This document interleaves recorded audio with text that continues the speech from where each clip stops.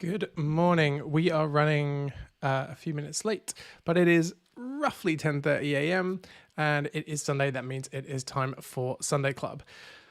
Ooh, okay, made it by the skin of our teeth this week after a very late start last week. After I think I dropped a coffee pot all over the kitchen and had a complete nightmare of a morning.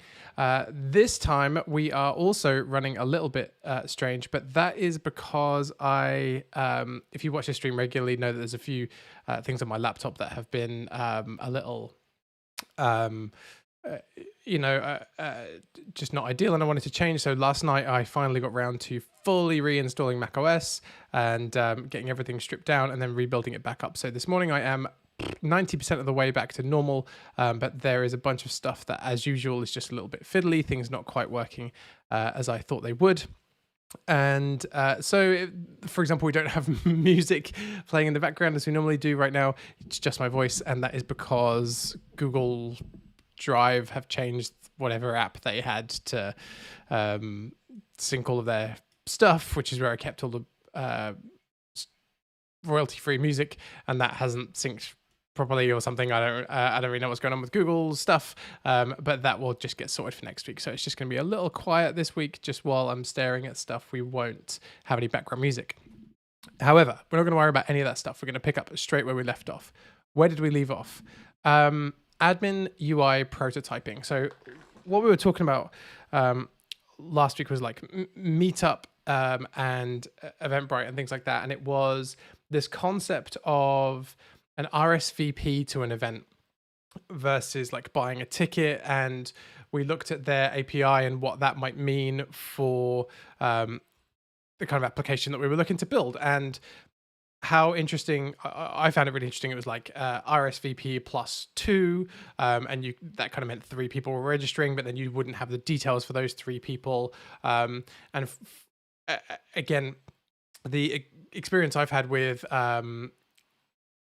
the types of events that people wanted to run when on the previous event system we had, it was especially for good causes, there was a lot of work around we need to know more about each individual. That could be for health and safety, it could be for I don't know, it could be something like menu choices if they're having a meal or something like that. And so you can have a form per attendee, but also they might want what they often want is an email address so that they can send confirmations to that person for GDPR stuff like, hey, we need to collect, let's say it was a sponsored run or a walk or something, and you need to collect medical data from each person. So like, do you have any medical issues? Well, the person booking the group ticket can say no on that person's behalf, but you haven't actually had confirmation from that person that the answer is no. So you might actually need to reach out to them and be like, hey, you actually need to fill this in, or you need to confirm this in some way. Like the per participant registration is for some events really important, whereas on the Meetup API, it was like RSVP, here you go, here's a number, basically. Here's an integer of people that are going to attend this event. Sorry, I'm just pouring my coffee because I was running really late this morning. So where I kind of got to at the end of last week's stream was like, let's build it out. Let's see what we can get to. So if I jump over to, remember, you're gonna have to bear with me today because I've got like all my mouse shortcuts. Alfred isn't up and running yet. Like I'm just flying a bit blind. So let's jump over to check yeah, okay, cool. So stream is working. Let's jump over to this screen. Great, okay. So remember, brand new macOS install. So I've put Ruby on here, like whatever version we were working with on the Sunday Club app. And like I've got a bare Rails build. So if we go to localhost. Oh, it's not running. So if we start a server, just bump the font size up nice and large. So I'd normally when streaming, I have an app called Keyboard Maestro, and I just click a button and it opens everything and puts all of the like font sizes and all of that. So I haven't reinstalled that yet, so I don't have any of my little script things running. Everything is a bit shaky for today, but that's fine. Okay, so we've got a blank Rails build. This isn't the same one we built last week because I've rebuilt my laptop, but it's a blank Rails build. We don't care. And what I thought we could do from last week was basically like, let's visualize what we would want the admin interface to look like, and from that infer some of the decisions we could maybe make around behavior. Now, I'm not doing this as like this is how like product development happens. Like if you're watching this and you're thinking, you know, wouldn't you start from a more logical place further upstream and work your way down and be like, what goals are we going to achieve? The answer to that is yes. I'm not doing that. This is very much like just much more casual. We're just going to feel away a little bit. Like, let's build the admin UI because it's more fun than hours of product development meetings where everyone discusses the end goal. And normally there would be like a person in charge deciding what to do. So this isn't like best practice or anything. We're just going to build an admin UI because it's a cool way to find out how we want things to work and just see what can grow out of it. So we are going to end up with production code, just so, because I am aware on the previous Sunday Club streams we used to end up with some really rough stuff. But we're just going to prototype this out. So it's going to be rough, but we know that this is going to inform some decisions of our domain modeling. That's kind of the purpose of the exercise. Okay, so what we got to was having a blank Rails app, and I think where I got to last week was, do we want to put something like Tailwind on here?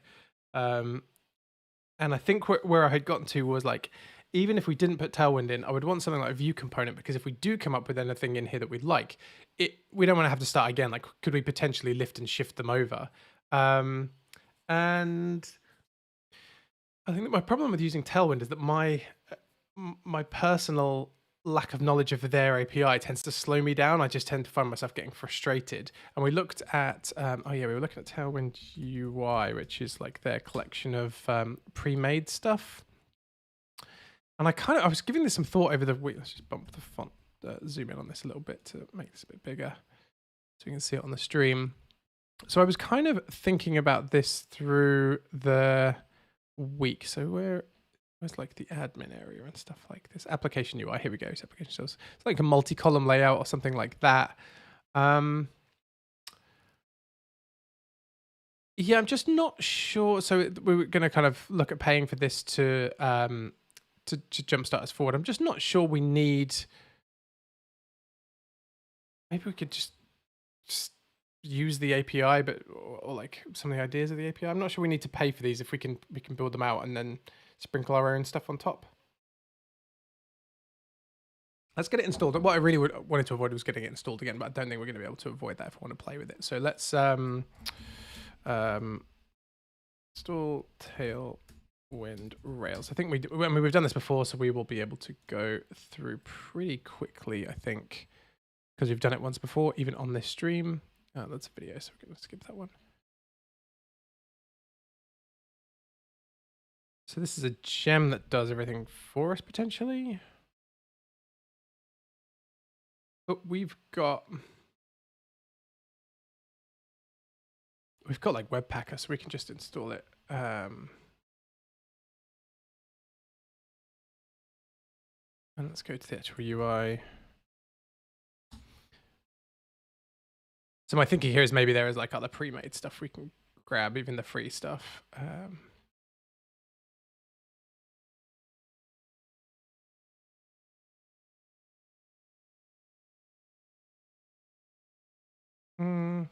So what is the actual version that we're on here? Good morning, people in the chat. It's starting to feel a bit more like getting back into a routine a bit here, getting used to being here and like getting my new laptop, or getting the same laptop but rebuilt is like, yeah, I feel like I'm getting back into a bit of a routine. Okay, what version are we on of Tailwind? I feel like we're going back to the very, very start of the stream, because I I don't know if anyone else is like me, but I've basically forgotten everything. That's version 2.24. Okay, so because the current version of Rails averages posted this,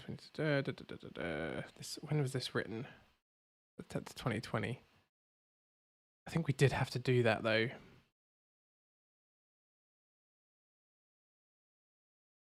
Once Rails gets an update on the posted, so you can move. Slippery.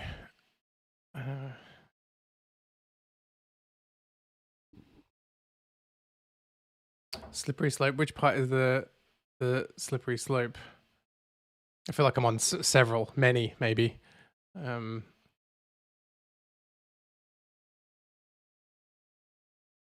Okay, so how do we know if that post CSS thing still exists? Can we go check their docs?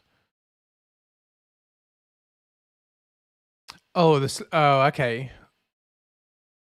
Lots of changes to Webpack and Email. Okay. Oh man, easiest path. When when the sentence contains easiest path and then beta release, you know you're in a sticky situation. Like, oh yeah, the easiest way is to use the code that's like brand new. Is this for? Oh, maybe we should just fucking skip this. I only want to prototype it. I just don't know if this is ever like this is what. I know we've been around the circle before, but this is my issue with something like Tailwind. Like, why am I having to care about so many dependencies, layers down, when all I really want to do is write CSS? Like, just go with the gem and sprockets. Okay, I'll go with that. I'm happy to go with the wisdom of the chat here. Specifically Pedro's wisdom here. Because if you want a prototype, go with the gem. Okay, cool. Use the gem was plug and play. I'm sold. Right. Right. Actually, we need to open. I'm hoping VS Code will work. So I haven't actually used it, but I installed it and ran. Oh my god, I can't find anything on this newly installed. I think I'm just looking on the other screen. Hang on. Also, how does anyone work without Alfred? Like, I've only just reinstalled Alfred. If you haven't installed Alfred, it's the greatest app that that exists in the world. It just makes my life so much easier. And not having it, I've installed it, I think, but not set it up like with all my settings that I have. I don't remember that. And I love it so much. Alfred, if you haven't used it, has a little usage chart, and it shows you how many times a day you use it. And mine is just this solid block. I use it for what do I use it for? I use it instead of Spotlight on macOS, which is just the slowest thing. I don't understand. It's like, hey, do you want to get somewhere on your Mac? Wait for 10 to 15 seconds and I'll help you get there. And I use it as a pasteboard, like a clipboard history manager. I use it for Bluetooth switching, for different things. Like, they have these little workflows.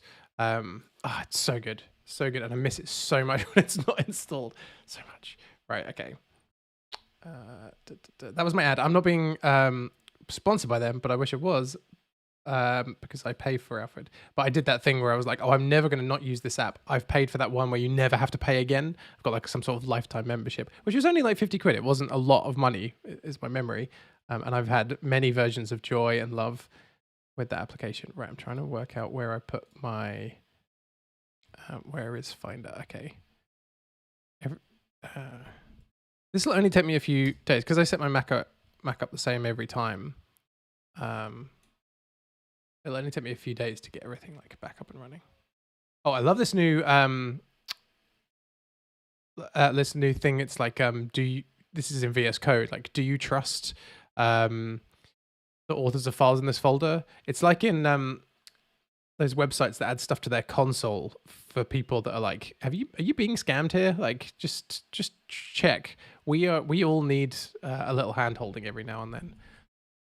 Right, so everything's green. We've got no. Let's just make that go away. Oh, whoops. Make that a bit bigger. We can just. I got a typo in the first commit. That really sets the tone of a repo. Okay. So let's go doing here. Okay, so we're brand new stuff. Have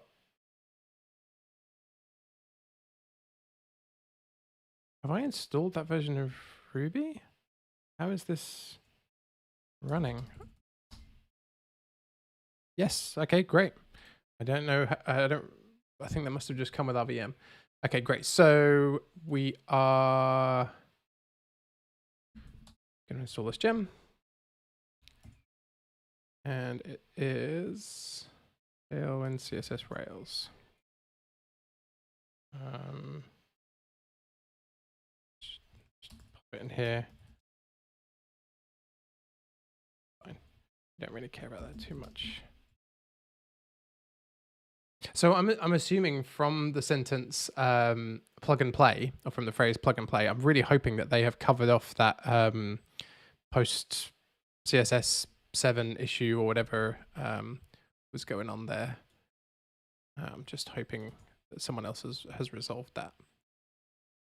Run bin Rails Tailwind CSS install. Okay, let's do that.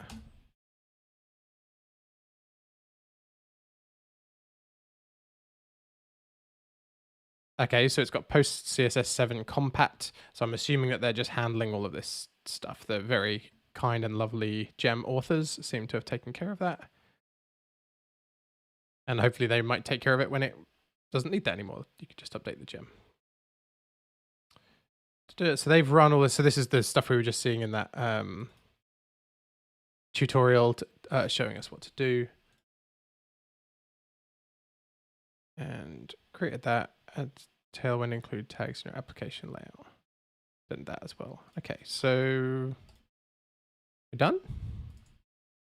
Let me bring the app switcher up onto this. Yeah, okay. Oh, everything's open. Don't need to half this stuff, but let's not worry about that. Okay. That's done. We now have new files. Auto prefix of post CSS. This all seems familiar. Again, there's a previous stream if you're interested in. We just get this set up manually. We didn't use the gem. So if you are interested in that process, then it exists. So import style sheets application. Base components. Config. And we did some stuff with fonts in there. I have a memory of that. And it's added it in here. Okay, great. Let's just chuck all of that in as well. Remember, we're prototyping. We are going to end up with production code one day, but that day is not today. Add Tailwind gem because we don't. Oops, because we don't care about this for now. Right, so we can see if we get an actual output from the gem. So if it's installed, I don't think this is usual stuff. Never going in the docs when running an app using just CSS pipeline. The last step adds the purger compressor to during deployment that the unused class names are not included in the Tailwind apps. Yeah. So remember the reason that we have to do this this purging is because Tailwind by default will create just a huge volume of CSS because it's creating each variation, each variant of the style. So it'd be like medium width viewport or whatever that's called, margin bottom 5, margin bottom 6, or whatever it uses. But you're only using a subset of those. So what it does is it purges all the ones you're not using. So by default, it would create megabytes and megabytes of CSS. So what it does is it looks at your code and says, what do you need? And it only then includes the ones that you need. But without that purging step, you could have a huge CSS file, which you don't want. It also adds this and this. You can do these things yourself if you change the defaults app. Well, we haven't because it's just a blank Rails app. You should ensure to delete app asset style sheet scaffolds that Rails adds after running a scaffold command. Okay, well, we're not going to do that because we're not running any scaffolds. When running on an app using Webpacker, the last step adds the npm dependencies for Tailwind CSS, configures post CSS, and generates an app. Okay, purging in production. The Tailwind CSS framework starts out as a massive file, which gives you all the, I've just said all this, which gives you all the combinations of utility, blah, blah, blah, blah, blah. The compressor is not compatible with the default Sprockets cache system due to the fact that its output depends on the files outside of Sprockets. All the files observed for utility class name usage. Okay, so this cache is disabled in production. If you need to disable it in other deployed environments, add the following to that environment. I'm assuming that only affects the speed of the deploy, not having that cache, because you're not generating those after deploy. Like the file's been built by then. I don't think we need any of this. Right, that should all hopefully be working then. So now we've got an app running. Let's go and build. We do actually want, like, let's make it the right path. So let's put in, let's put in like a views. Let's just call it admin. And let's just,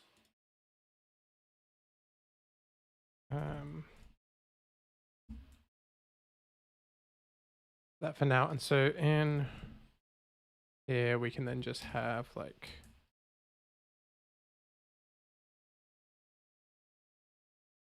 we'll just have a, can you put in like a, oh, I've got like a memory. Can you just put in like a wildcard thing in your controller that will just route you straight to the view and you don't need to, yeah, you don't, yeah, okay. So, because there's an implicit method, isn't there? You don't actually need to have the method in the controller. So admin dex, and then we'll just put in controller.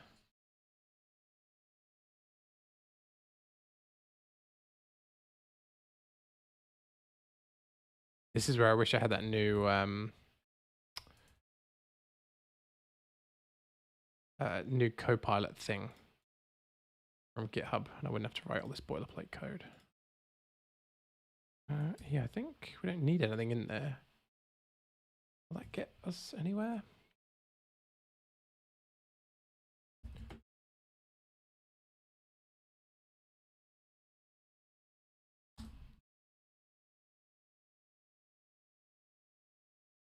Oh, you don't have any routes to find. That makes more sense.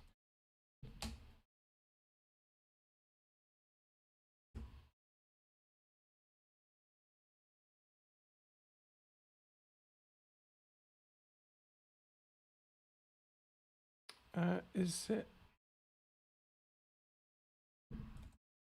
the fact that it's called root and root?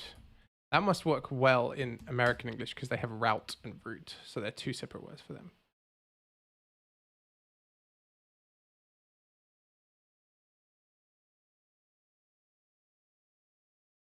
Not definitely missing a step there. In control. Okay. Oh, okay.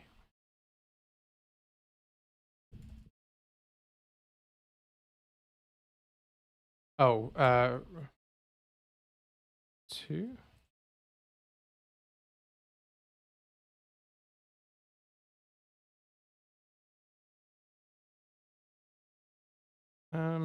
Okay. I'm definitely not remembering the syntax for that right. But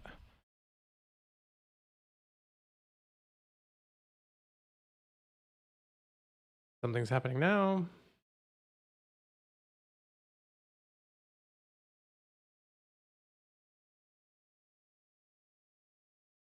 Something is happening very slowly. Oh, here we go. Sorry, it's in the chat too. Root 2. I think I tried. Oh, I think I got the syntax the wrong way around. I think I did 2 slash something. Okay, cool. So that's what we've got there. We should hopefully now have. Does that take that long every time? No way. Do I test there? I can't see him behind that stupid thing. Great. Okay. Okay. Cool. That's a stupid thing. It's like the little helper doodad for performance stuff. Great. Okay. So we have some UI. So now if we do, oh my god. See, this is what I'm saying. My lack of memory of the Tailwind API. I get that it would come like in time. I'd have to have this open all the time. Like, and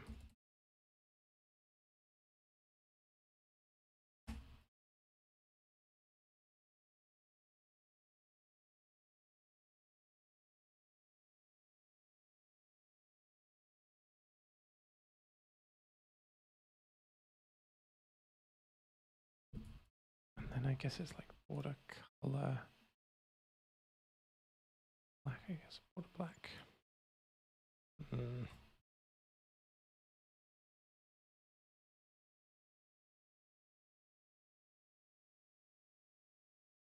Right. Okay, so that's working nice and sharpish. And I know if you're watching this for the first time, I know that there are like plugins for Tailwind that we did put into VS Code, like the autocomplete stuff, but they struggle in when we mix them in with things like view component. So there might be in a Ruby file versus an HTML ERB file versus an HTML file versus whatever, and so that you need to know like at least the basics of what you're trying to type in, and it was a pain in the bum when you don't. Right, some of these are freebies in terms of like the stacked layout.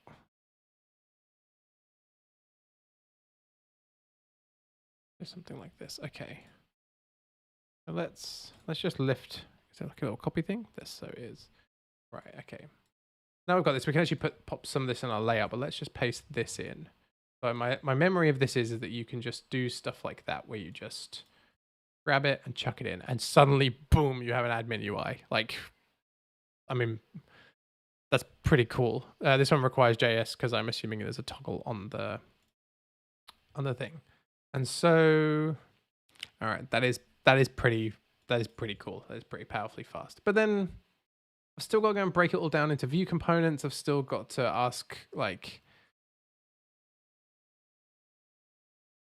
you still then got to go and modify it. You don't want, I guess if it's for a prototype or like a Shopify app or something where you don't care, you could just leave all the defaults. But if you're trying to build something like for realsies, you wouldn't want it to look, it's like when all the websites look like Bootstrap when that came out. Like, you wouldn't want it to look like something off the shelf, especially if it was like for a client, I guess. If you're doing that, you'd want to, or agency stuff, they wouldn't want it like that. All right, cool. So,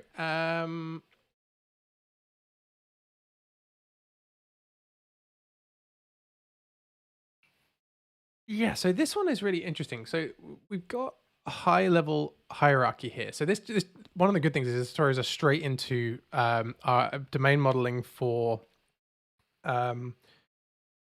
this application and what we were talking about, which is like how would it actually work? So come on, Max, where am I going with this? So one of the problems having had a system like this, where again the event side of things wasn't the primary use of the app, it kind of got bolted on afterwards to meet a need that the users and clients of the application had, rather than it wasn't what we primarily went to do, was that we definitely struggled a little bit with hierarchy in the admin interface, because the highest level we didn't have enough levels, basically. So, and what do I mean by levels? Like the hierarchy in the user interface. So, if you can hear my dog barking, it's probably just like an Amazon Prime guy or something like that. He stares out the living room window. He's fine. So, let's take events for example. So you might have a series of events. You then want to drop into each event. You then, for that event, might want to view the attendees. And then for each of those attendees, you might want to view, I don't know, something else like their information or their the form that they filled in or something like that. If you think about that, like how we would do that in like Rails or VS Code, like you're describing like a hierarchy, like we're in app, then controllers, then concerns, then whatever's in here, and just you keep going down. Every application that you use has that hierarchy built into its admin interface, or not into its user interface. Basically, you are, most apps I use are just basically CRUD apps. They're like, hey, I want to create a thing. I don't know, even on Twitter, it's like, hey, I want to make a tweet. I mean, maybe not Twitter because that's bonkers these days. I don't know what half the things it does are, but like, if you think about, I mean, that's why a lot of Rails tutorials are kind of like build a Twitter clone or build an Instagram clone. It's like, well, hey, you want to create a thing, read it, and then update it or destroy it. But often you then want to create the associations of that. So the comments, the posts, the replies, all of those things. But when you're administrating those things, that hierarchy is exacerbated because the user has maybe the events that they're attending. Remember, we looked at Meetup last week. We had the groups that they were members of. Within those groups, we had the events. And then within each event, you had like their RSVP and all of that stuff. But the admin area also has to go above that because they have to have all of the administration tools for all of those things, as well as then going in and because you can look at your RSVs, your events for your groups or something like that, or your RSVPs, but they need to be able to do that for each attendee, and then they might also run multiple groups, so they have to do everything like a layer up, I guess, so they can get a higher level view of what's going on. And so what this UI that we've grabbed here it gives us dashboard, teams, project, calendar, reports, but only at that first level. If we look on the little Tailwind UI stack layouts thing, where I just grabbed and copied and pasted this from, you can see here that we've got this multi-column layout. This is one of these kind of premium ones, and this has got so this top one is horizontal across the top. Here we've got vertical down the side, and then here we've got 2 verticals down the side. And if you go into like all apps that you use, you'll see that there is like a bajillion different ways to do this. And so like Stripe is a really good example. I think theirs is still down the left all this on this all the time, and also on this multi-column layout you'll notice that these look to be pinned on the left hand side of the browser window at all, like the furthest left.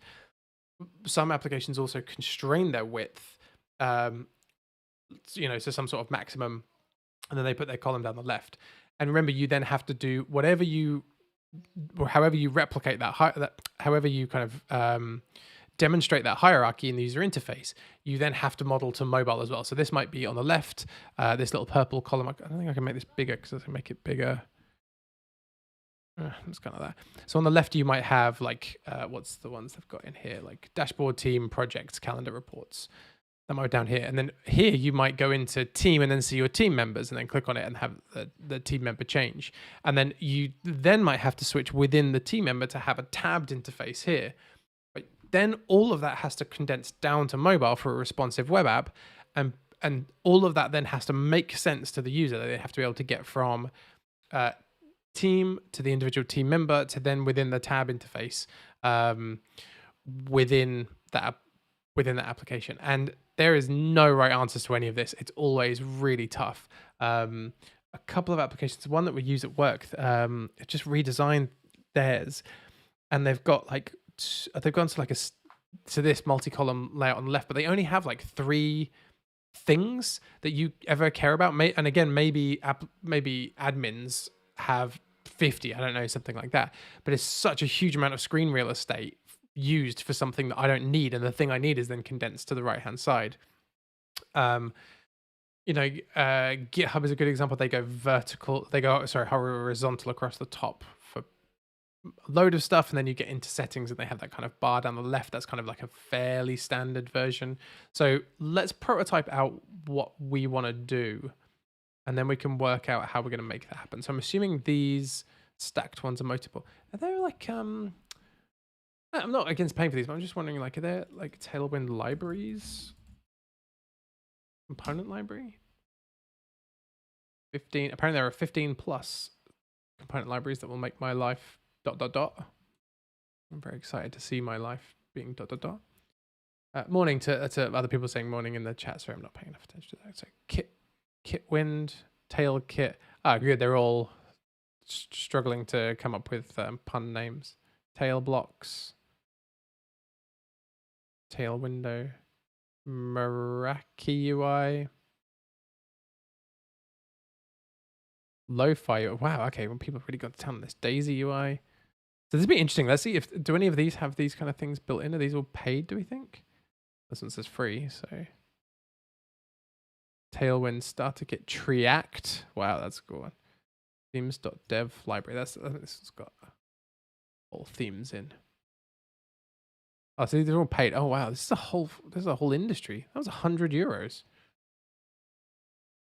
And so maybe we can just infer from these. So that one's gone with a.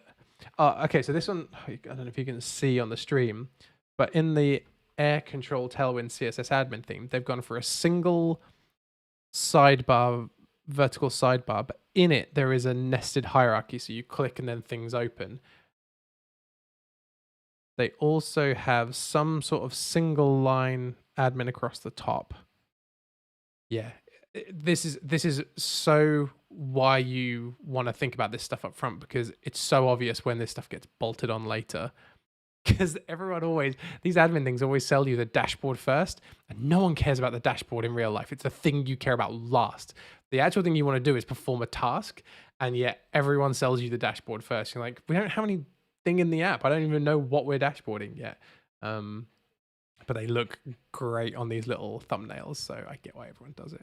Okay, these are all paid. I'm not a Tailwind UI kit. Tailwind CSS regular reactions. Okay, let's some of these like whole tail blocks. What's this one then? Blog, contact, content, CTA, e-commerce, feature footer. Okay, so these are more like the kind of public facing site. Like, I guess this must make life way easier if you're just building, like if you're not building a complex admin UI, if you're just building like a site for the public to browse. You don't have to worry about admin hierarchy, user interface hierarchy within an administrative area for an app that you haven't fully modeled out. Like, that's not something this thing seems to give a shit about, which is, again, 100% makes sense. Stunning components for fast web development. That's a bold claim. Okay. Where do you dashboard HTML? Okay, again, so like single menu down the left hand side. Those are third party. So these are all third party. Yeah, sorry. So these are all third party ones. So this is again single left hand.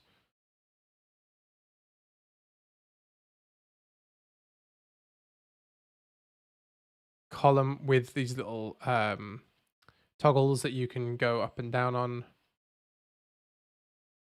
Yeah, just loads of like, just been burned by almost every version of this that I've ever worked on. Like, it's just so hard, and it's like every app you use will use a different one, and obviously it's all personal preference as well. That was not quite it. I'm coding more time building. See what Kitwind is doing.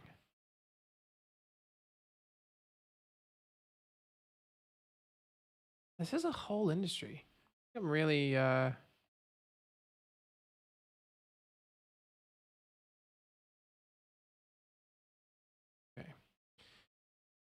Yeah, maybe we should just try building some stuff out ourselves.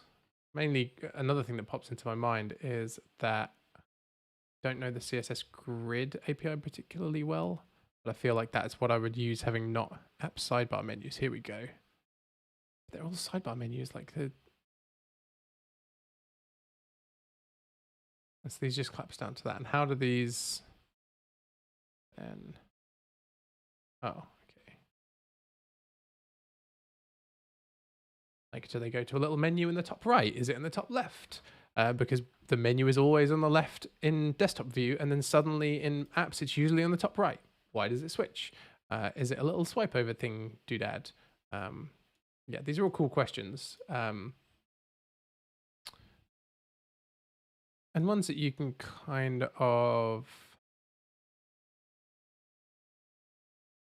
So I quite like the idea of it is this is still width constrained. That's interesting. Okay, so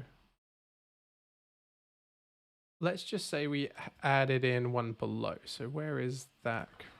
Crap, I don't know my way around Tailwind. Okay, so let's say button, blah, blah, blah, blah, blah.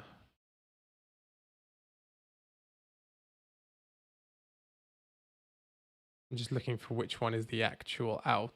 That's the whole thing, I think. Then could we have this here? And I don't know whether this gets literal. Okay, so let's have this.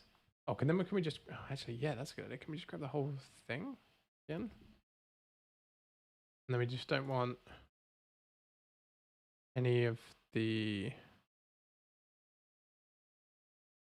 profile, your settings that can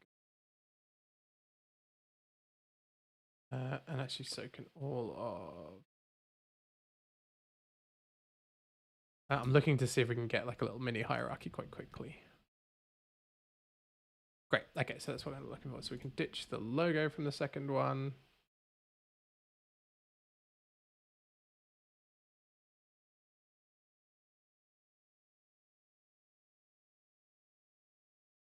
And that's not quite aligning, but we'll come back to that. We want to get rid of. Suddenly we've got 2 of this guy. His lovely, lovely face. Let's get rid of his lovely. I thought I'd got rid of that bit. No, okay. We're still in the bottom one. I think.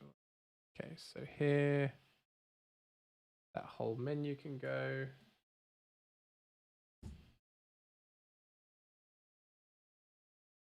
And main. I think all of this can go too. This is just on our second one. Like sub menu. Oh, this is all of him. Okay, so all of this. Really hoping I got the alignment right there because I wasn't really paying attention. Great. Okay, so now we've got kind of like the highest level of hierarchy here. So what would we have? This is going to help us with our modeling. So we can say dashboard.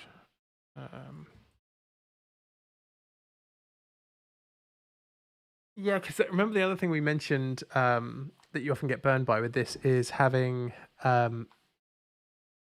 users that can be on multiple organizations and switching between those. And then like you might have 2 organizations, each one has a different list of events. So I think events, this is going all the way to there.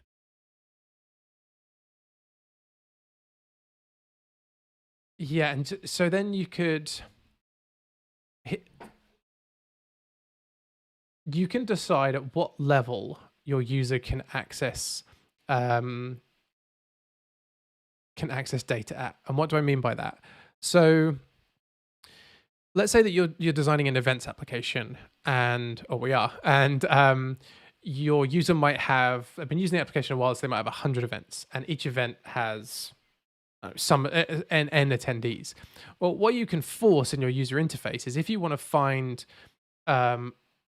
the attendees, you can force them to go via the event. So you go event 1, attendee 1, and there's a hierarchy there. But in terms of your user, they probably want to find, let's say it's Jane Smith. Jane Smith is the name of the attendee. And so Jane Smith has attended 2 events. They probably don't want to go via the event. And I think one of the things we found when we were building this, bolting it on to an existing application, is we already had an admin UI that did require a drill down approach because that did fit the model the models that were already in there. It wasn't an event application. And there was a strong association between we didn't really care about things that might exist across multiple other things. It was anyway, it doesn't matter. But like when you go to an events application, Jane Smith, she might be going to your latest event. She might be going to 3 previous events, but she's on the phone and she wants to know a piece of information, or the event organizer is emailed about something about Jane, and you don't know what event she's going to, or maybe the organizer doesn't know what event she's going to. So you can't always rely on the drill down. So your application has to handle things that you view hierarchically at different, without that hierarchy being enforced. And so disassociating that when you're the designer or the developer is really tricky sometimes, because you view them as like, well, that has many of that's, blah, blah, blah. But your admin UI can't think that way. And then you have to kind of backtrack out. So then let's say you So let's say, what is that? What I mean by that? So let's say you then have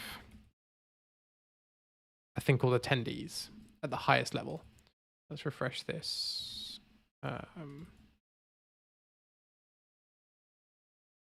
Calendar might actually be really applicable because I want to get rid of that thing there because I just don't care about this right now. Where is it? This one here. I want the profile settings.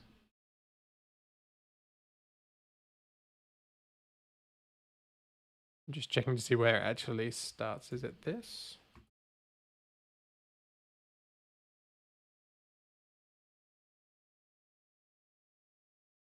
Oh, I really like working with plain HTML. You never get to do that. Well, there's a real lag on. Unless I've screwed that up. Your profile settings, sign out.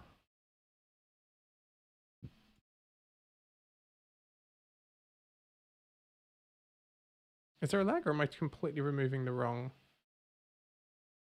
thing? Oh, I'm completely removing the wrong thing. Okay, cool. That's this one. What was that other one?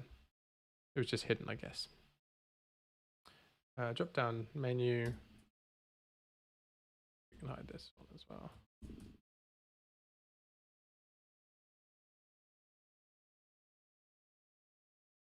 Oh, there's comments within that? Oh, I just...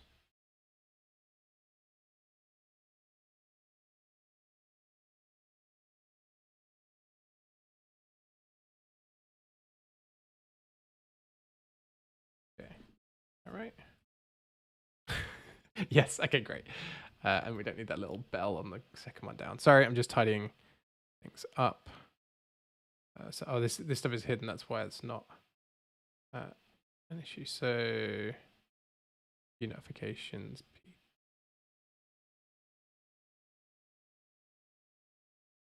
I think it's that button that can. Wait, am I on the second one down there? Oh, this is all hidden. Oh wait, is this all being rendered again for mobile? Ah, okay. I actually, oh god, I didn't even bother to see what was happening there. Right, okay, yeah, definitely taken that approach before. Okay, cool, should have checked that. And is this CSS or GS? Okay, cool, that's fine. Right, okay, so I have definitely done this for navigation, which is render the DOM out, or render the navigation out twice, one for mobile, one for desktop, because frankly, it's hard doing it the other way around, especially with that. So this one, for example, we might have the second level visible all the time. And then as you collapse to mobile, you might have this doodad here.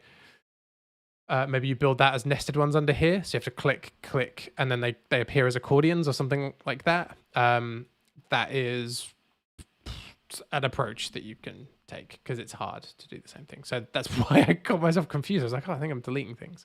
Okay, so I want to delete this. I'm only going to worry about desktop for now. Remember, we're just prototyping. So I want that bell thing gone, which means I think I want... No, this is still mobile. I got some comments in the chat. Again, that's just an Amazon delivery driver for my dog. I've completely stopped modeling accounts, users, teams, etc. with has one. Yeah, I mean, this is always the problem that you're going to face with teams, users, organizations, all of those things.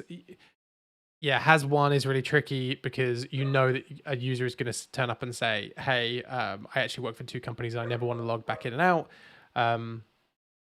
And then if you build those organizations or do anything across them, it just becomes really painful.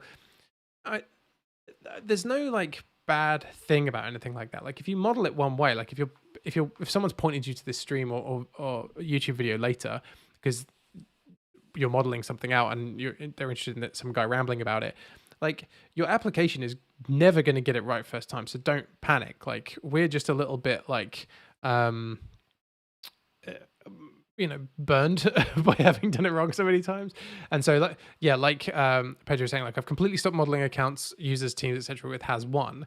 So, and that's because you it's just so common to then be like, oh, we've modeled it this way, and we need a user to have more than one organization. And there's very little cost to assuming. No, there is some cost to assuming potential complexity, because you start having to think about it earlier and maybe deal with it in code, maybe deal with it in UI, maybe not. But you can go really fast if you make some really strong decisions. Like, right, a user is only going to ever have like belong to one organization, and there's like no team functionality, whatever. And you can just be like, great, because then we've closed off all of the other options that we would have to do. Like, how do we let the user toggle between teams or something like that? Well, you don't have to if you said they can only have one. That doesn't meet the real world very much, and it does if your application is like a prototype or you're just playing around or something. But it's when in a business application, when you're not defining what the actual like customers have feedback, and if you want them to stay or use your application, you might need to respond to it. So there's no hard and fast rules, just you're gonna a few things are worth bearing in mind, like probably not modeling it with has one. And then there's more in the chat. So the only thing I dislike about that approach is that it almost forces feature specs to run with JavaScript on. Yeah, because you have to then have like this is the toggling I think that we were looking at earlier, of like having a user navigate somewhere. If you need JavaScript to exist within your navigation, you might need to have that. I think that's what they're referring to. So we use belongs to primary organization and has many organizations. We use primary as default, but allow access to additional stuff. Yep. So like an interesting example of that is Streamlabs. I've just been reinstalled macOS. So I've just reinstalled Streamlabs, the streaming application. And like,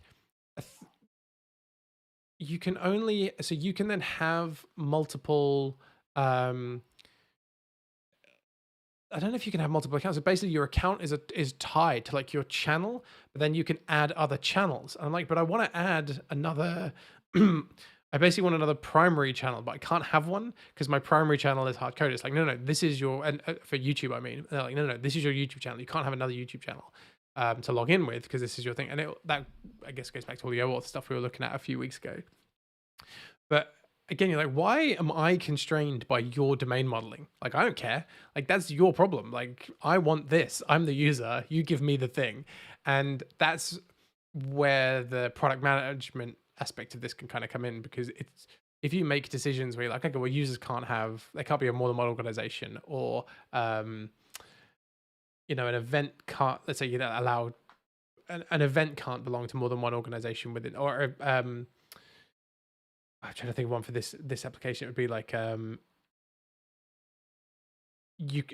user roles is a good example of this as well. So like an admin can see all events, or not. There's nothing in between, and you're like, well, you've decided that as the developer, but I'm the user. I want this really specific use case where I want these three people to see these three events. Like, just help me out. And it's really hard. It's really hard. Like, and I have to go to loads of meetings about stuff. Actually, I don't have to go to too many meetings about this because I'm not working on anything that is like, I loaded some just a week ago. Like, I haven't done any work on a thing with a user interface at work for a really long time, like ages. We've been working on something else. And so none of this has even crossed my mind for a little while. So it's really fun to be back in it, because I haven't had to worry about user interfaces for a long time. And now potentially we have some work coming up where we're working with that stuff. I'm like, oh yeah, I have to go and think about words on screens and buttons and stuff.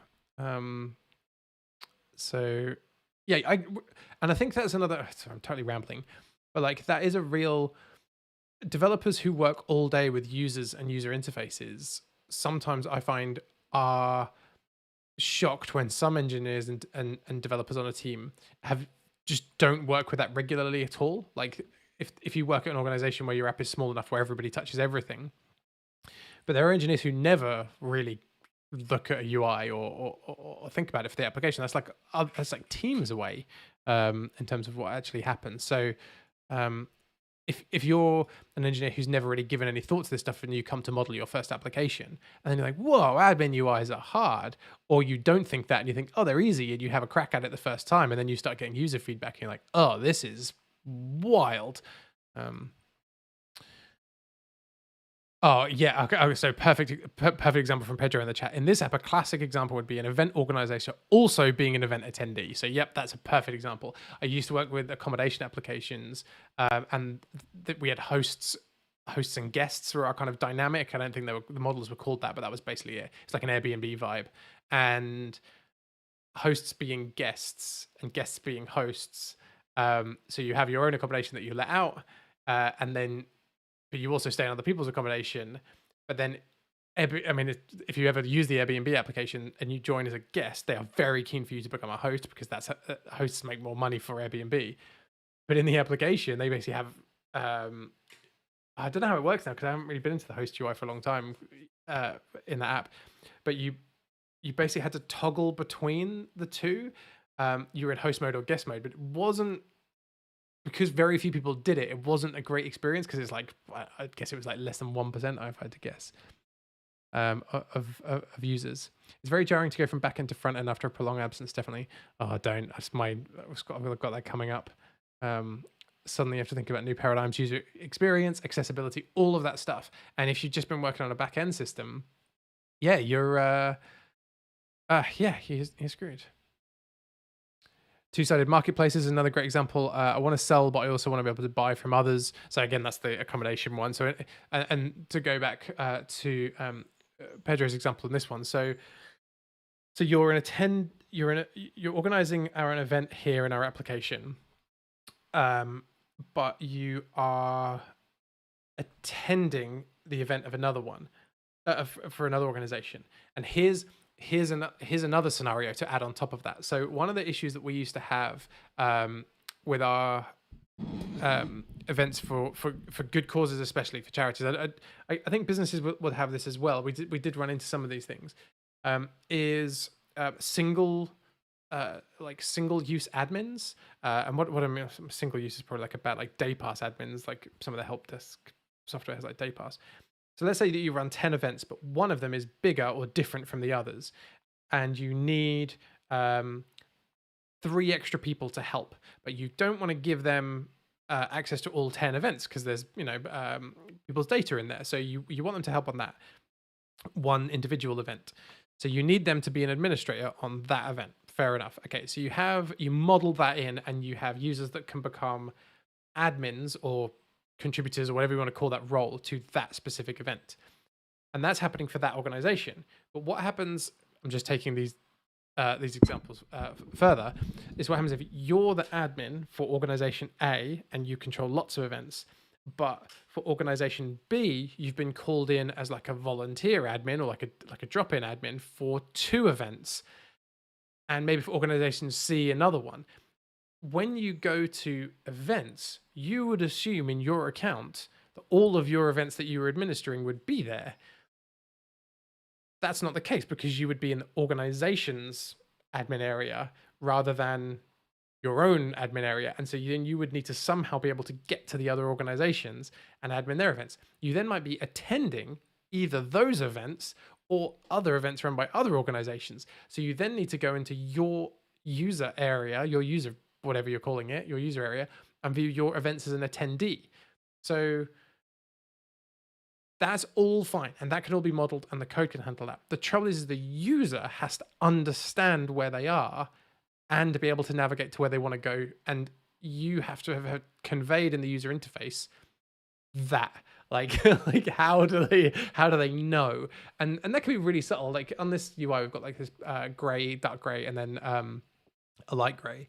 And you could say, and there's a little logo here. So if this logo was for their organization, that could be a clue. You're only viewing things for this organization. And then when you clicked on it, there could be a toggle, or over here, you had to go and click and view other organization things here. Like you can give them clues. It doesn't have to be crazy, but you have to know the complexity of that on the way in. So Spree e-commerce does this a lot as well. It separates a user from a merchant. Yep, that's another one. Any kind of marketplace. you don't really want to end up with a seller and a buyer account. Yeah. So what Pedro is touching there is the real killer here is what users will do if you don't provide this functionality is they will build it themselves by going and creating multiple user accounts. And that is a complete pain in the bum for several reasons. One, they have to create multiple accounts. They then have to keep track of them. They lose their passwords, all of those other things. They will regularly submit support tickets for the wrong account and tell you on the fifth email in, they're like, oh yeah, I actually, blah, blah, blah. They then try and be, those are the support calls you don't want to end up on. They're so convinced that they've used the right email address. And they're like, no, it's this one. And then they're like, oh, actually, yeah, I did have to become a buyer on this e-commerce thing. So I do have this other account. All of the OAuth stuff that we discussed before. So maybe they sign in for Google as to become a seller, and then they want to sign up with the same Google account to become a buyer, but they can't. So they sign up with a different Google account or a Facebook account, something like that. Multiple sessions open in multiple tabs becomes very confusing for them. So they sign in as a buyer or an admin or whatever on one tab. They open a new tab and go in as the seller or the other account, and then how are you handling that? Like, depending on your login, your auth mechanism, you might allow that, you might not across tabs and things like that because they're on the same domain. So let's say you log them out of the first one as soon as they sign in on the other one. They're incredibly confused. Like they can't process why they can't log in on both. And then again, going back to that support call, you're like, oh yes, you have to have two browsers open and sign in with one as one and one as the other, which on mobile is brutal. So these are all, yeah, those are ways that the users will work around them. If you can model them in, you can resolve that. One of the really hard parts is that if you don't model it in early enough and have to backtrack it out later, so the guests and hosts one was really painful. So there was just some really, it was a database table level, model level logic that had been baked in that had assumed that there would always be two users, I guess, or two models that were different here. And we were then going to need to extract all of that out and make them the potential to just be a user, and then rebuild the same logic or whatever the functionality was doing. And from the business's point of view, that's all work that basically generates no short-term value, because you're like, well, yeah, we could do this and then we're actually going to make everything better, but what's here already works. We're just going to make it better for users, for support tickets and stuff like that. It's really difficult to convey that value. So super difficult in all of this. Okay, right. So I haven't got rid of my stupid little gray bells, but I'm not too fussed about that. So we've got dashboard events attendees. Calendar could actually be really relevant for this. I hadn't really thought about that. Where's my little bell? So mobile menu. Can I just collapse mobile menu? Right, and there's my dashboard. So where's what's all this stuff? Profile job.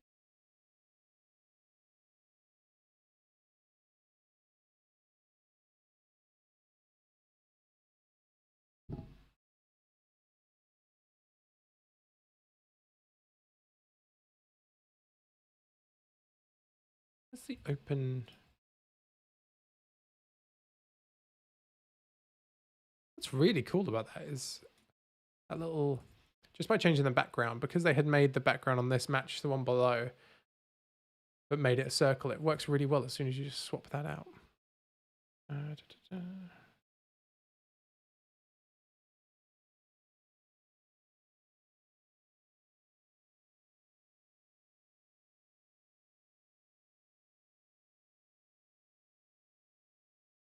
This?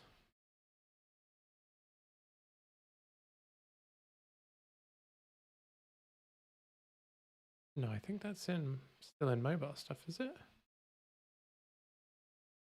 Oh, it's in here. This one?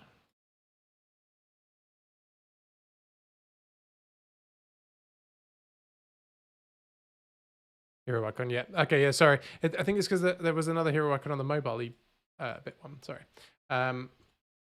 So dashboard, so events attendees.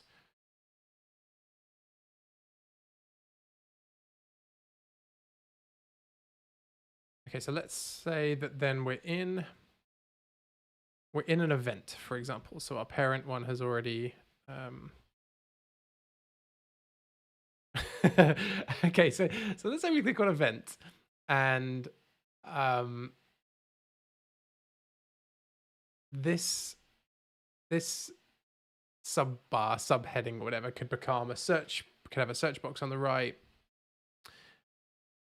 and then dashboard could legitimately be a menu item that you have, but it could also be one up here. So that's like a really good example of like, if you, even in a hierarchical user interface, you might have two things called dashboard, and they might be the most important thing for that thing. So you could have might be your organization dashboard, and that might be your event dashboard.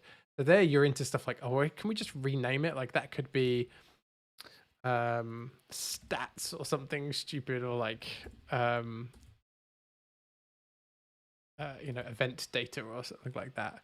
Overview, yeah, like if you get into loads of like fun naming things. It's like, oh, are you on the dashboard or the overview? And it's like, oh, they're kind of synonyms. Like, what's the difference there? Okay, so this is also interesting. So let's talk about where we are here. So now we're in navigation here, but let's say that, so we've clicked event, and now we're in /admin/events, and then we've got this doodad here, and it could be overview. So this could be again, same thing. You could then have attendees, because this is now the attendees of this. There's a real lag on that. This is all attendees, and this one could be people up here or something like that. So this could just be like users or something like that. And then what could this be? This could be like I don't know, what would we have? I've literally built this UI in my life. What do we have? Attendees reporting. Oh, we had loads of stuff like downloads was one of them. Yes, stuff. But there is somewhere I'm going with this. We can just take the third one. Oops. We can just take the last one out. Whatever. It doesn't really matter for now. Where am I going with this? This is still navigation through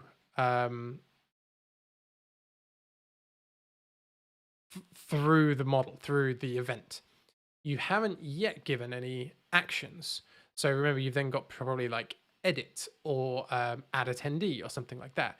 So that's another layer down. So let's go down to here where it says dashboard. Dashboard is actually the easiest one. That's like, because it's usually pretty static where you can click on the things. The harder ones are where you have, so let's say this is called, so this is now Max's event. A real lag.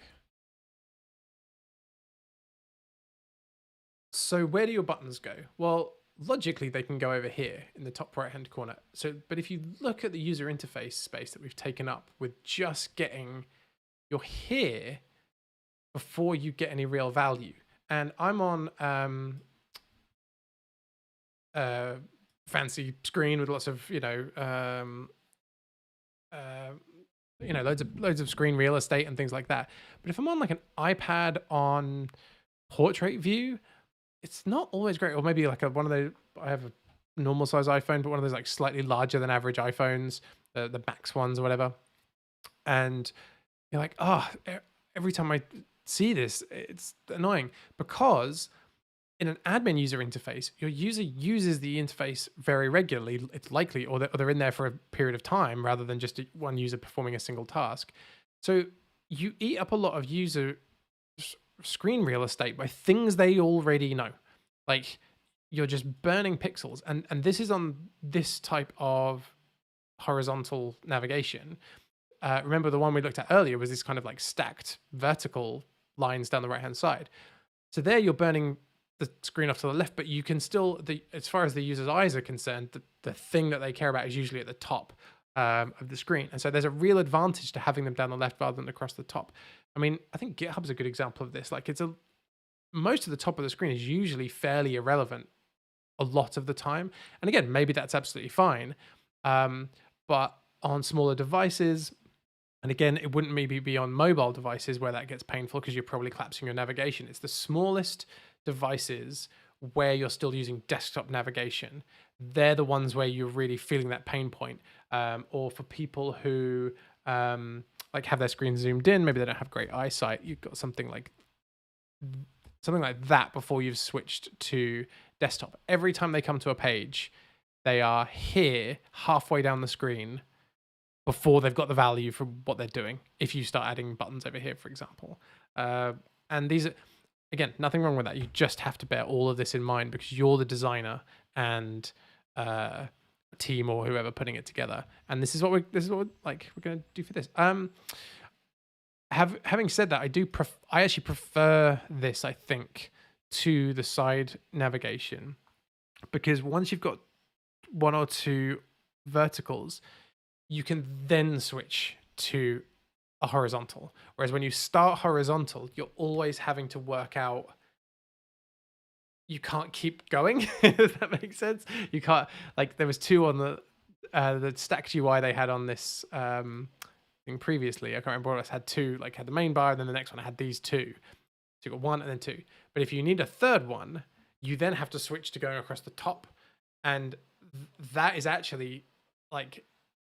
I don't know, maybe it's just a personal thing. I prefer going top, left, rather than left, top.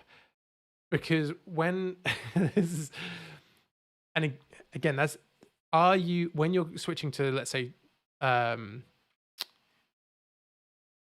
so let's say we were looking at our event here, and we had this overview. So we had some lovely graphs or charts or something here. We might then have some actions that we would want to perform on different areas of the event. So we might want to change the profile photo or do a bunch of stuff. Do you then want to represent that vertically within the thing itself, within the event itself for us? Let's say down the left-hand side of the menu, or you can still use horizontal navigation within this application itself. So are you going to switch to something like a tabbed interface or something like that?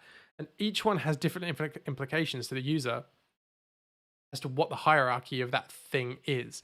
Like tab implies that you're not leaving the event, for example. You might be going to a different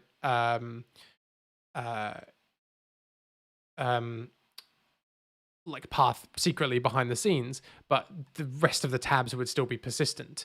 Whereas if you go down the left-hand side, you might have 5 options. And when you click on one of them, another tab bar appears across the top. And so that makes, in my mind, more sense than having a tab bar and then having another tab bar appear below it if you need more subdivision of your navigation. And think about how many levels or layers down you are by that point. You've got your high level, then you're within your individual event, then you've had to say you're within like settings or something like that. Then within that, you've got multiple options. Maybe I don't know, maybe you can rig up a Stripe account per event, but you also have a Stripe account at your organization level. So you're in event overview, event settings, perhaps. Maybe settings goes up here, but when you go into settings, there's one option down here called Stripe. And then in here, you've actually got Stripe, but then you've got Stripe, PayPal, and something else. They suddenly become horizontal. Again, I'm not pitching anything. I'm just indicating that this is the reason why prototyping that stuff can be so helpful. Because, and remember, we go all the way back to where we started, the modeling is what we're actually thinking of here. Like, how are we going to run a search for attendees? Does it has to cross events? What does that mean? Do they get modeled? What limitations is the database? Are we placing on the database table that might prevent us from performing the search? Or all of those things. Having an idea of where we're going really helps us think about the modeling. And you might not get an entire dashboard UI built out. That's a crazy amount of work just to then be like, actually, no, we don't need half this stuff. But I find this a really helpful exercise to start thinking about these things. I'm not really diving into too much detail in these, but it's triggering my brain to think of all of the options that we've got. Let's keep going a little bit. Let's see what Where did we get that gray thing from? I've forgotten where we... was that one from the... That was from the real Tailwind thing, wasn't it? That was from actually this one. Browse everything. I think that's what we were doing. Right, okay. So have they got any... headings, data display, description lists. Oh, so I was just going to say if they've got like an action panel or something like that. I don't know what you would call it, like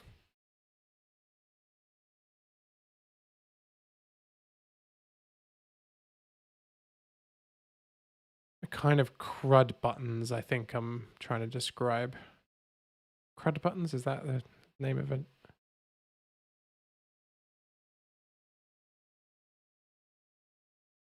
Sorry, I'm just scrolling through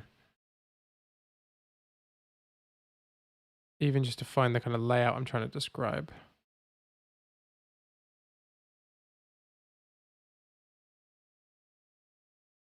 Was that had 9 components? Since that was just that 1, 2.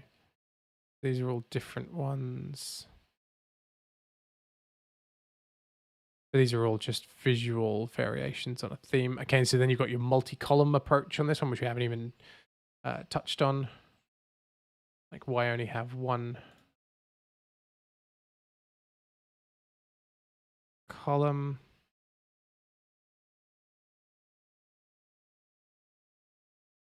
Yeah, they haven't got what I'm imagining in my mind here. I think, oh, maybe page heading, maybe it's this. Oh, okay, you're right. Yeah, okay, so this is it. So,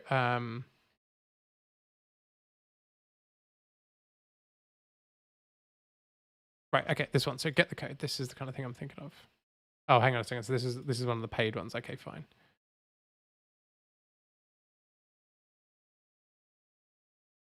What do they call this? Page heading. Okay, yeah.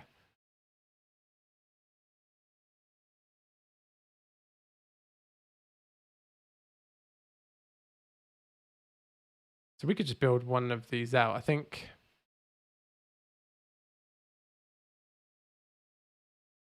Yeah, so having been burned on these before, so if you look at this one here, this one's got the name of the thing, information about the thing, and then actions you can take on the thing. Right, that's a basic breakdown of what that one is. And we can actually steal. We can copy and paste that one. That one's available. And these are really handy, so they're responsive. So they're stacked vertically. These ones down here look way neater often because they're not. So even if the metadata was under backend developer, it was under there, the actions are then to the right. The actions grow really quickly, like at a scary rate. And let's say you only end up with 4 and it doesn't feel that many. At this viewport size, that's absolutely fine.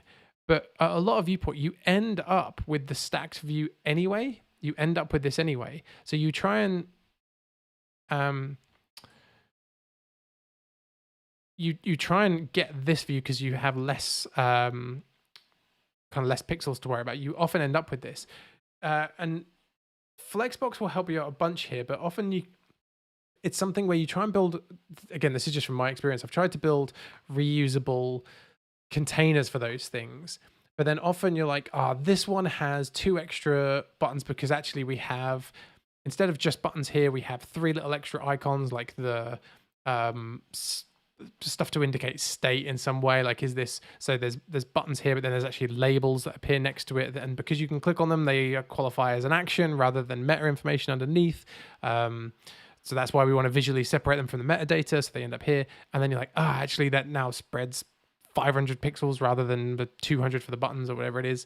And fine building a generic one. So let's lift this out and let's shove that in the place of,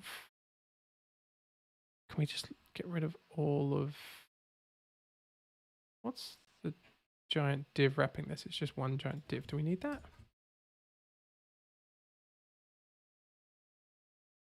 I think we might be able to get rid of that.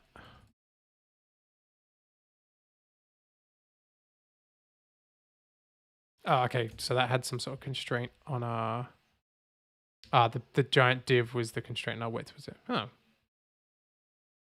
No. That's the constraint null width there on our header. And so there's another one there. We can just replace with your content. We can just pop this in there. Oh, there's a lot.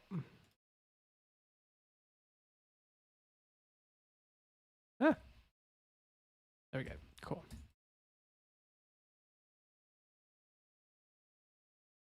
Great. Okay, cool. So then we can actually get rid of this header. We could keep the well, actually, yeah, you could keep this, and then here you could then say that this was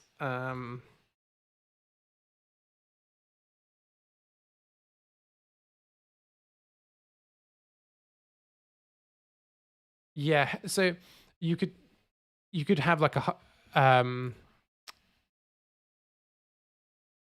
so we've got BG white shadow, so we could lift some so and steal some of this BG white, and then I think shadow could go on. Oh, because this is going to wrap, is it? Right, okay. Yeah, that's kind of what I was talking about. You would have it wrap like that, but very often you want to think of them with them being underneath, not being to the right, because they're to the left for more users than you might think.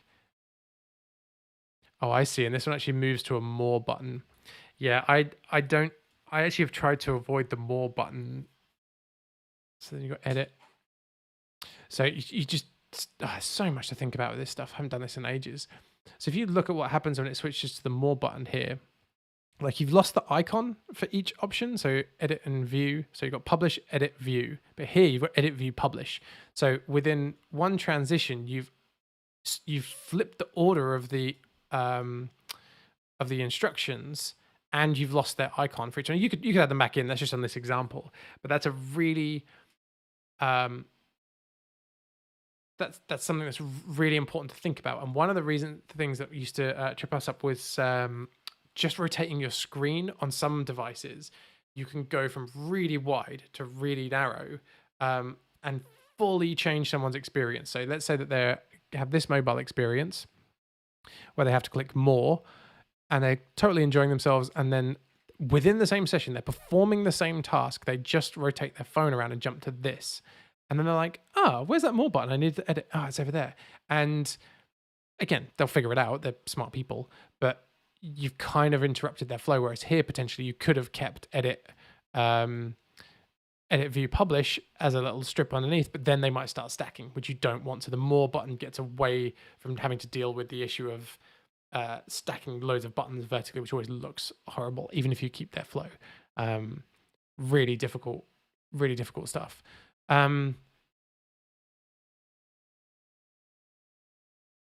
So that's, yeah, probably. So again, and again, if you've got that kind of the additional labels there, which we used to have, I was trying to see if I could steal this so you could keep, put the shadow here on the highest level. This one, I guess. And if we get rid of that, we've then at least kept our differentiation between 1, 2, 3 levels of hierarchy. Yeah, okay, that's all kind of works. And then you're performing the action on here. Now, if any of these become navigatable, so once you're down at this level, one of them had like a little breadcrumb, didn't it? Once you're down at this level, you possibly might not want to then have more navigation here, because you're really starting to confuse people between the hierarchy. So you're like navigation, action, then navigation. So let's say that below here I might be on, let's change this from backend developer because that doesn't make any sense. This is now Max's event. Yep, cool. So if below it, we were to then suddenly start breaking it down into, I don't know what would be below that. Like, I guess, yeah, like settings and things like that. If you put settings here and you put down below here and click settings, like, are you editing the event or are you visiting the settings? Like, that can be really difficult when you suddenly, here you're actually, if you think about it in terms of resources, here you're editing this resource. This is the thing upon which you're working. And if you like view a list of attendees here, you probably want to have the attendee that you can click on, but then also an edit button next to them or something like that. Like, I've always found it really difficult to indicate to people like you're here, you're at the bottom of the hierarchy, and if you perform actions on here, this is the thing you're acting upon, versus, hey, we're going to go to settings, that's actually over to the right because it affects more than just this event or something like that. And those are things you really have to be aware of.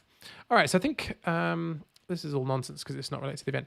If you look at how fiddly like UI design is, because I put a shadow on there, but this one has a constrained width, which works because it's what we want, but the shadow should be full width. It's just such a pain in the ass. So I'm hoping if I can just and shadow, I'm presuming that just means we're using the default tailwind shadow option. Okay, so now the shadow should hopefully extend all the way to the edge of the screen and everything else should remain constrained. Great, okay. So then, because we've wrapped everything in another element called shadow. And again, we haven't used any view component here, but this is something we could do. Event attendees.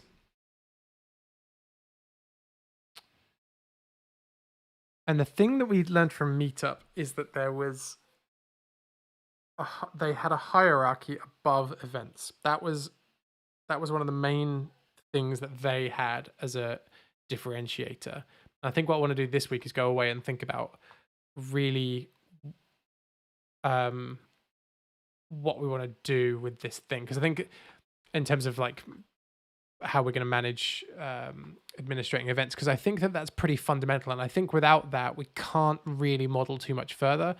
So what do I mean by that? So in Meetup equivalent, we would have to have, let's say we took out dashboard because it's a bit generic. We would have this when the refresh kind of, so if I just bump this up, we would have groups, events, attendees, and then stuff. And maybe you wouldn't even have attendees.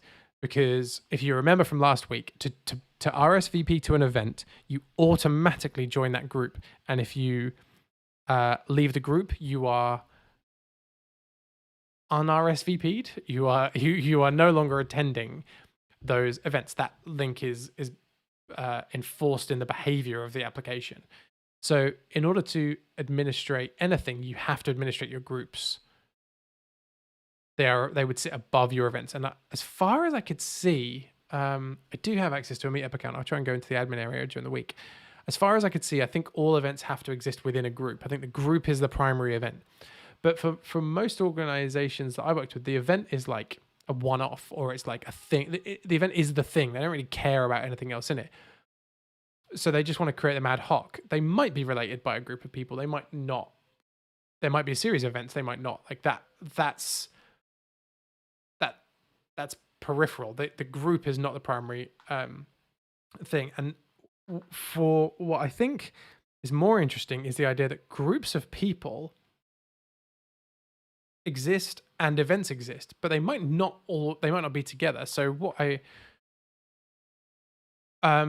mean by that is you would have this. We touched on this last week. So what you might have instead of a group who persistently care about the same things. So the groups we looked at last week, there was like a group of, in my local meetup area, a group about AWS. So they really care about AWS stuff. So they are defined by the thing they are interested in, or like knitting or software development or user interface design or something like that. The group, or maybe they're just like people from Ipswich or something like that. Like that's the group. They're defined by a common interest or something. You then have events, and therefore the events are likely to be, for an AWS group, they're probably going to have events focused most of the point in time around the thing that binds them together. But what if you had events? So you could just be like, hey, we are having a picnic in the park. People want to come. You could have that, but then you're like, oh, well, we also have groups. And what we want to do is treat them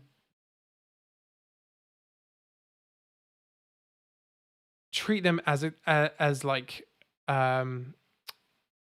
equals, I guess, to the event. So you might say, well, we have groups who are, I guess maybe this is like, I'm thinking of the attendees as getting tagged or something like that. You might have people who are interested in picnics. So the event is the picnic in the park, and we've got everyone that we've tagged with picnic or garden or food or anything like that. And we want to A, promote the event to them, B, limit attendance to the event to that group of people specifically.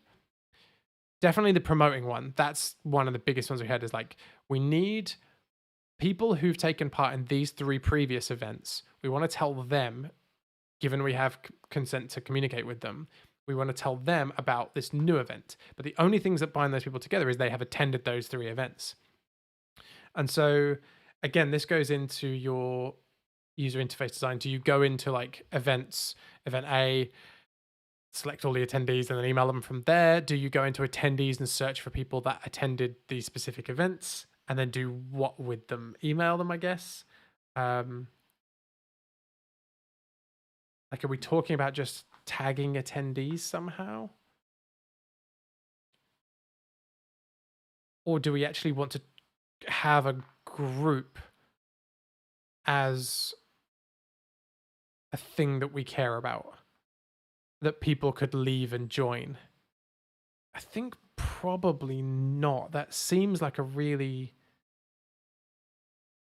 Because when we looked at Eventbrite last week, what people could do was follow an organization.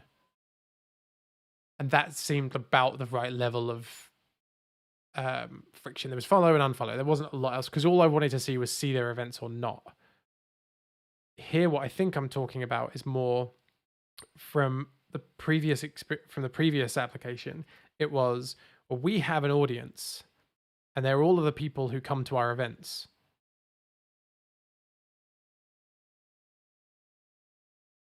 But they have such a disparate, in Meetup, they have such a coalesced series of interests. The group who cares about AWS stuff, that's an AWS group. Great.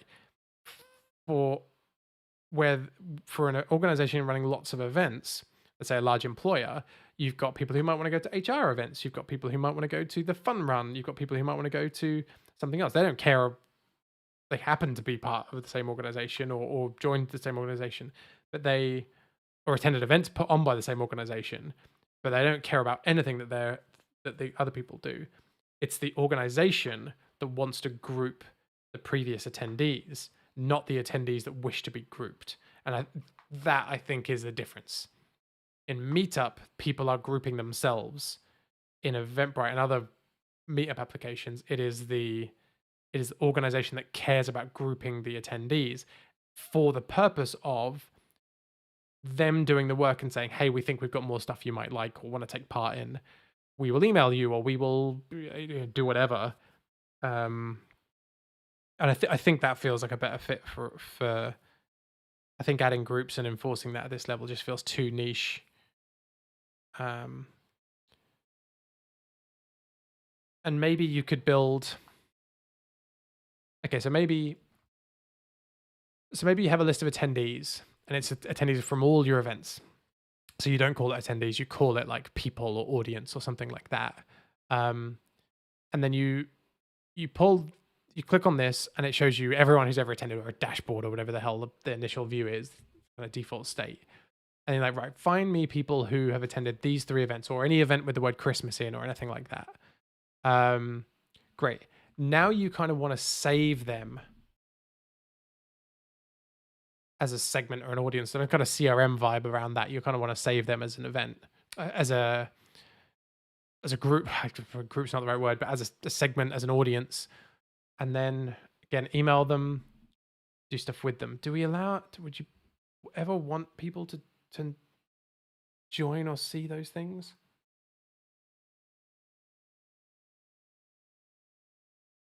I guess unless you were going to provide them a user interface to join them.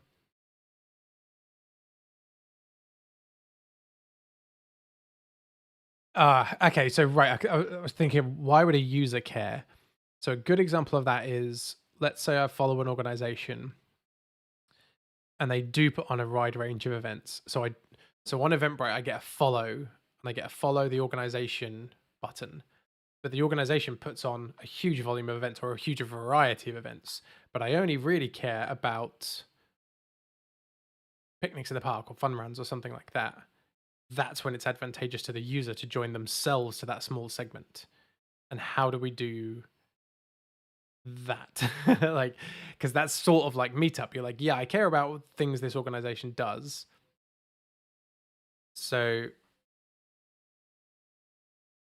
I'm thinking of some of the good causes that we worked with. So some of them have like weekly mum and tots meetups. And they would use like the app as a simple way of keeping like a register. Like it was like free attendance, free registration or whatever, but it's just a list of who's coming.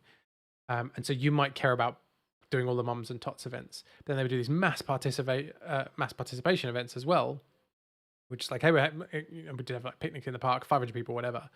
Actually, mums and tots probably would care about that, but maybe like a fun run.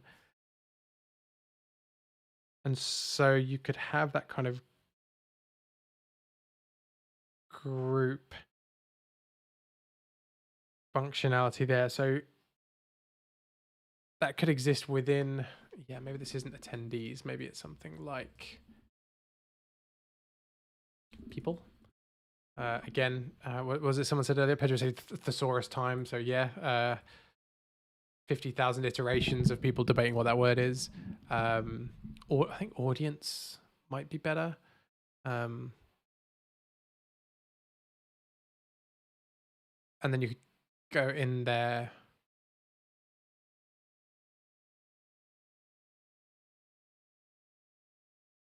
Yeah, and see people. Yeah, okay. I'm just thinking, and then people, if you, rather than following an organization, you could have the organization create groups that you could then join. So the hierarchy could be, instead of groups, then you could still have groups at this high level. You could have groups, but you simply broken the link between needing to be part of a group to attend an event. You could just have the groups could be within people, and you could create groups called like, mums and tots or something like that. And then when you create your event, you could say which groups care about this event, and you could add groups to it and use it that way. Wow, there are like an infinite number of ways to do this, and my brain hurts thinking about it.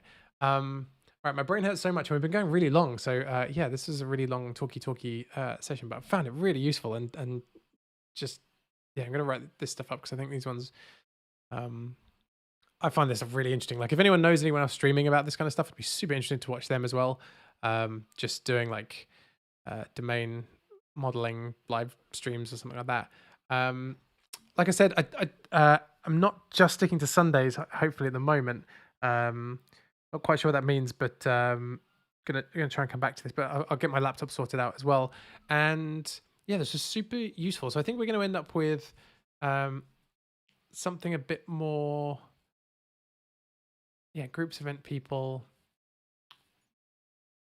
something less meetup like, having looked at it last week, and something more like some, I guess, Eventbrite, more standard, but then really having a way to group and divide your audience up so that you can reach them and have them come together as small groups of people, and then still provide tools for them as well. So let's say you did have a group called Mums and Tots, you could still have a UI for members of that group where they could see all the events of for that group.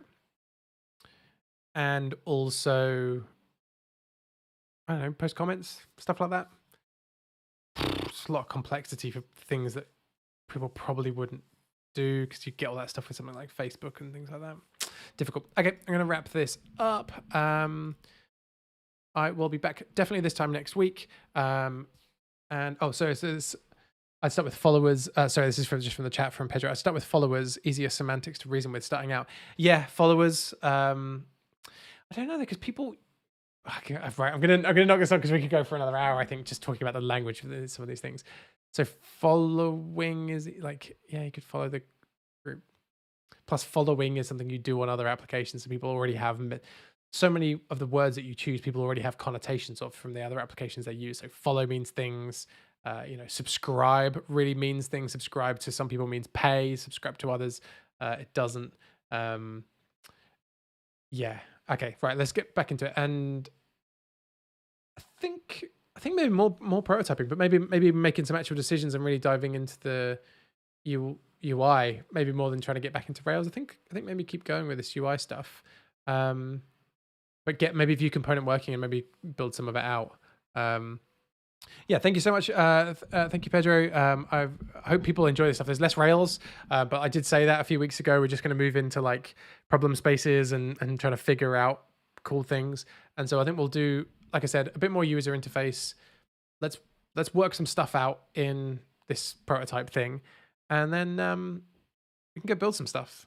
But some real stuff, some stuff that we think people could actually use could be kind of cool.